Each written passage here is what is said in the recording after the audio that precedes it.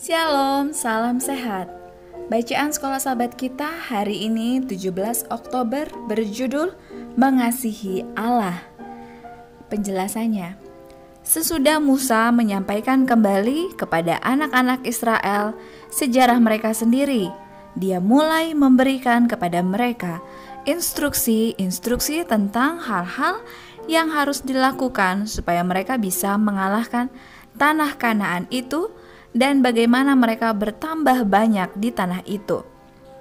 Sebetulnya seseorang bisa saja berpendapat bahwa bagian terbesar dari kitab Ulangan sederhananya adalah Tuhan menyampaikan kepada bangsa itu apa yang mereka perlu lakukan untuk melaksanakan bagian mereka dalam perjanjian yang dibuatnya dengan penuh kemurahan dengan mereka untuk memenuhi janjinya kepada bapa-bapa mereka.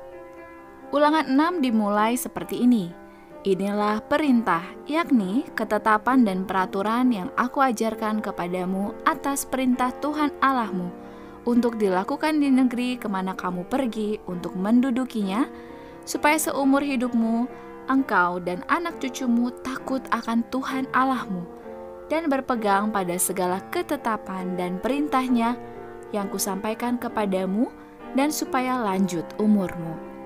Ulangan 6 ayat 1-2. Bacalah Ulangan 6 ayat 4 dan 5. Perintah apa yang Tuhan Allah berikan kepada anak-anak Israel dalam ayat 5? Apa artinya hal tersebut? Itu merupakan ayat hafalan pelajaran kita sepanjang minggu ini yang sudah kita baca dan pelajari kemarin. Tuhan ingin agar kita dapat mengasihinya dengan serius, bersungguh-sungguh dan tidak main-main. Kasihilah Tuhan Allahmu dengan segenap hatimu. Betapa menariknya bahwa di sini di tengah-tengah hukum, di antara semua peringatan, aturan-aturan, dan semua persediaan yang diberikan, umat ini dipanggil untuk mencintai Allah. Bukan hanya mengasihi Dia, tetapi dalam melakukannya harus dengan segenap hati, segenap jiwa, dan segenap kekuatanmu, yang mana hal ini merujuk pada sifat absolut dari kisah ini.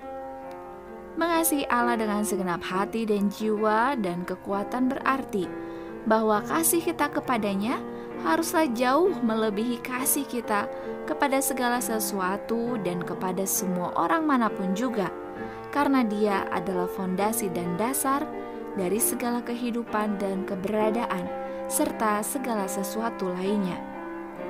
Mengasihi Dia haruslah menempatkan kasih kita terhadap hal-hal yang lainnya dalam perspektif yang tepat. Di dalam bahasa Ibrani, kata mu untuk frasa Allahmu, hatimu, kekuatanmu muncul dalam bentuk tunggal.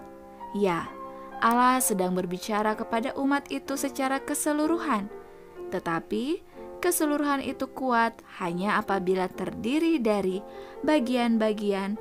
Tuhan menginginkan setiap orang dari kita, walaupun merupakan bagian dari sebuah tubuh yang besar, harus setia kepadanya secara individu, dan fondasi dari kesetiaan itu haruslah kasih kita kepadanya karena mengetahui siapa Dia sesungguhnya dan apa yang telah Dia lakukan untuk kita.